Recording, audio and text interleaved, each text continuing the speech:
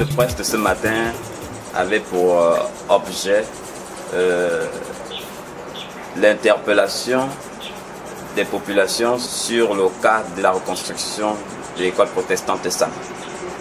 Et quand je dis cas, c'est parce que ça devient un élément qui est à l'origine d'une situation conflictuelle entre mesdames et Yantutum Gisèle Laure et Assongonobam Françoise.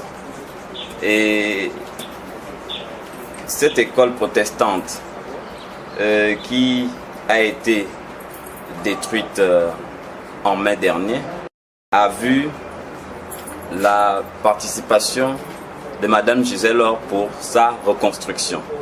Donc, dans cet élan de reconstruction, Madame Gisèle Laure s'est retrouvée butée à un problème de l'exclusion d'abord dans ce qu'elle était en train de faire comme construction, mais aussi de problème de l'appropriation usurpatoire de Madame Françoise Assongonobam sur les travaux déjà lancés par Gisèle. C'est-à-dire quoi? C'est-à-dire que Madame Gisèle Laure, quand elle a constaté que l'orage a dévasté, a détruit l'école protestante de Sam et que les élèves se retrouvaient déjà à la maison, à deux mois avant la fin de l'année académique, elle a eu de la compassion, parce que elle ne pouvait pas accepter que les jeunes, les enfants de chez elle, soient à la maison alors qu'elle a des moyens. Alors qu'à Sam, au district de Sam, elle a des maisons qui sont inhabitées. Donc c'est pourquoi elle a mis à la disposition de ces jeunes-là pour ne pas passer une année blanche sa propre maison. Alors en attendant qu'elle finisse les travaux de reconstruction de l'école protestante de Sam. Après l'orage qui s'est passé tout récemment auprès de l'école protestante de Sam, les élèves de l'école protestante de Sam se trouvent dans une situation, je vous dirais que critique. Critique, c'est-à-dire que les enfants se trouvent dehors.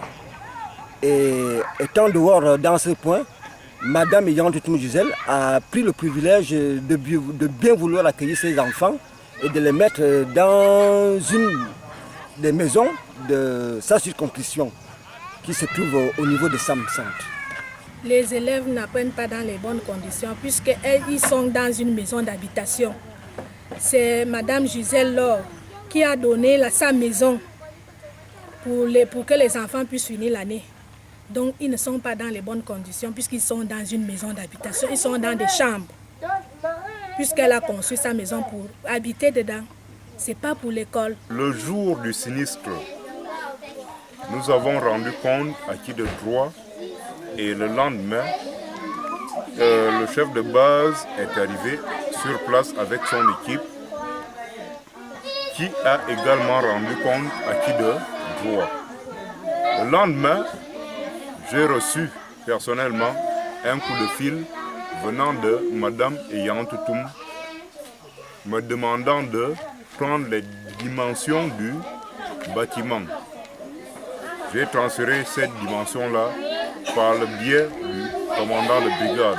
Quelques jours plus tard, Madame Yantutum Gisèle est arrivée sur place en compagnie du chef de base, de Monsieur Ondatom, pour venir faire le lancement des travaux. Ayant envoyé ses entrepreneurs, et à un moment donné, ça fait pratiquement 2 jours ou 3 jours de cela, et tout d'un coup, il a mis en disposition un chèque afin que l'école soit reconstruite. Et on se demande au jour d'aujourd'hui, qu'est-ce qui se passe après avoir effectué les travaux, et à un coup, on nous fait comprendre que Madame Gisèle, c'est plus elle qui est à la disposition de la construction de cette école, c'est une autre à la personne de Madame Assongonobam. Selon les injonctions du gouverneur, le préfet qui est venu me trouver, nous sommes arrivés sur le terrain demandant qu'après la destruction de l'école, qui est arrivé le premier pour s'enquérir de la situation. Et c'est Yande Touma Gisèle qui est arrivée sur le terrain, constatant les dégâts. Et au préalable, elle était l'élément qui a d'abord construit cette école de façon rudimentaire. Mais cette école, ayant été détruite par l'orage ou le cyclone, a eu encore le sentiment de vouloir la construire en dur. Elle a mis les moyens en saisissant un homme qui fait les briques. Oui, bon, les travaux ont été entamés. C'est en ce moment-là, il y a eu les litiges dont je n'étais pas informé. Le gouverneur envoie le préfet et moi, le 24, sommes rendus sur le terrain. Le mot de conclusion appartenait à la population. La population a décidé que Gisèle finisse la maison comme elle a commencé. La première personne à venir d'abord en aide ici, c'était Madame Gisèle Laure. Elle est venue ici, elle a commencé le sous-bassement. Elle a d'abord détruit l'ancien bâtiment. Elle a détruit l'ancien bâtiment, elle a donné l'argent pour construire l'école. Elle est venue, elle a amené le plan. Elle a dit que non, elle construit l'école en dur, puisque c'est elle qui a d'abord construit l'école en planche, puisqu'elle a vu que ses parents... Maintenant, après le président de l'église qui est venu là, qui est venu maintenant prendre les responsabilités. Voilà pourquoi là où nous en sommes. Moi, je ne sais pas comment il vient faire l'opposant avec Madame Yan. Si Madame Assangwana discute pour les travaux, il y a beaucoup de travaux qui sont chômés ici dans le district de Sam. Il peut aller cheminer à l'hôpital. L'hôpital, ce n'est pas encore fini. Il peut aussi, Ouest Réunion ici, c'est encore même pas l'étoile en haut. La mission pour ce temps, ce n'est pas encore fini. Bon, si l'autre, il a pris l'école pour faire l'école, il ne faut pas qu'il faut lui arrêter les travaux. Madame Assangwana Bam aurait donné 10 millions auprès du président de l'église évangélique du Gabon, qui a reçu les 10 millions d'Assangwana Bam. Mais par contre, Madame Gisèle, avec ses moyens propres, a pu d'abord commencer les travaux sans pourtant avoir remis de l'argent à qui que ce soit, sauf au bureau qui supervise les travaux, c'est-à-dire le bureau du centre SAM, qui était effectué du commandant de brigade, de certaines personnalités, des chefs de village et des chefs de regroupement. Et au moment où la construction était déjà presque, je dirais même presque à la montée, c'est là où les 10 millions sont revenus pour dire que c'est le plus Gisèle, c'est à son moment. Le président de l'église évangélique, s'il a aperçu déjà l'enveloppe de 10 millions, c'est à son niveau. Nous, ici, à mon niveau de technicien, je ne suis pas à mesure de répondre à cette question. Vous n'avez rien reçu venant de la direction de l'enseignement protestant? Non. S'effectue à Sam, le président de l'église évangélique habite et se trouve à Libreville. Comment quelqu'un qui est à Libreville peut gérer les travaux qui s'effectuent sur place à Sam? Ah, vous savez que... alors qu'il y a même un pasteur qui est à côté. Vous savez que c'est la vie actuelle, hein, on ne peut rien dire. Hein, on ne peut rien dire. Tout cela, bon, ça dépend de eux-mêmes parce que nous, on ne connaît pas comment ils peuvent les gérer.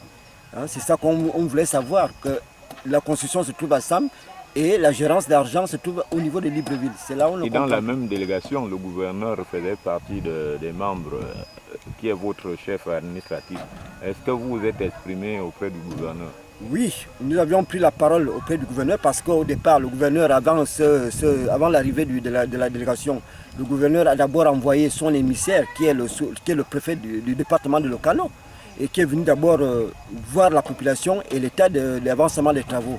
Et la population a suggéré que c'est Mme Eyandoutoum qui est habilitée à construire et à continuer ces travaux. Mais à la grande surprise, bon, on ne sait pas ce qui s'est passé, c'est eux-mêmes qui doivent nous le dire. Mais tout d'un coup, le gouverneur quand même est venu, mais le gouverneur étant venu à Sam pour des raisons de l'avancement de ces travaux, ce n'était pas pour un voyage qui était pour une mise au point. C'est-à-dire c'est le président de l'évangile, de l'église évangile du Gabon, qui a interpellé le gouverneur afin qu'il vienne voir comment il lance les travaux.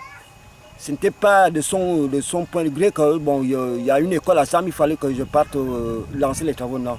Rassurez-vous, cette dame, Françoise Assongwanobam, par ailleurs ministre déléguée du Travail, elle n'est pas allée arrêter les travaux, aller engendrer ces conflits pour construire l'école de Sam, puisque nous savons très bien que depuis qu'elle est là, elle n'a pu réaliser aucune œuvre qui puisse marquer les populations de Sam. Donc, cette œuvre-là, cette promesse d'Assongwanobam de dire qu'elle va construire l'école ne se fera pas. Donc, je crois que c'est à partir de ce moment que Gisèle aura certainement raison. Et il faut aussi vous dire que ce n'est pas la première fois qu'elle procède de cette manière, qu'elle manifeste ce genre d'attitude. Elle a toujours été à l'origine des détournements des projets. Hein. Et voilà, donc nous, ce que nous voulons en tant que jeunes, étudiants du département de Lokano en général et du district de Sam en particulier, c'est que l'école de Sam, dont l'initiative de reconstruction a été prise par Mme Gisèle Lor, puisse réaliser, les travaux puissent terminer pour que les enfants d'ici septembre retrouvent leur salle de classe. C'est ce que nous souhaitons. Bien, les travaux sont à l'arrêt à cause de ce conflit. Oui, d'une part, mais également parce que Mme Gisèle Lor a bien voulu ne plus d'abord financer pour prouver justement que c'est elle qui est à l'origine, puisque si Mme Assongwanobam était à l'origine de cette construction, cette école la construction devait continuer son chemin. Le message que nous voulons donner d'abord, c'est un message de fils du département de Lokano, un message d'enfants de ces deux femmes-là qui sont des sœurs. Vous voyez, ce n'est pas un message de haine ou de division, parce que ce que nous aurions même souhaité, c'est que le président de l'église évangélique du Gabon, qui a donné l'impression qu'il allait réconcilier sur la base de cette reconstruction de l'école protestante de Sam, Mme Gisèle Lor et Mme Françoise Assongwanobam, n'a pas pu le faire parce qu'il était fondé sur la ruse et le complot avec Mme Assongwanobam. Donc, il aurait été mieux qu'il procède à la réconciliation de ces deux sœurs. Donc, nous voulons d'abord dire que la politique, ce n'est pas la guerre. Et celui qui a eu l'initiative volontaire, sans contrainte, de réaliser une œuvre de bonne foi, que celui-là, on le laisse travailler, on le laisse réaliser, parce que nous avons toujours dit ici que les politiques, en fait que les hommes qui ont de l'argent, j'allais dire, ne font rien pour leur pays. Alors voici quelqu'un qui essaie de vouloir réaliser quelque chose sans faire de la politique, sans être membre sans avoir un titre politique. On vient pour mettre des bâtons sur les roues par rapport à sa réalisation. Donc nous disons que pas de haine, mais surtout que Mme Françoise Assongwanobam comprenne que c'est Mme Gisèle Lor qui est à l'origine du projet de construction de l'école protestante de Sam. Elle a pris l'engagement, la décision de façon consciencieuse. Hein, de le faire. Donc qu'on la laisse terminer son œuvre. C'est un peu ça. Merci, monsieur.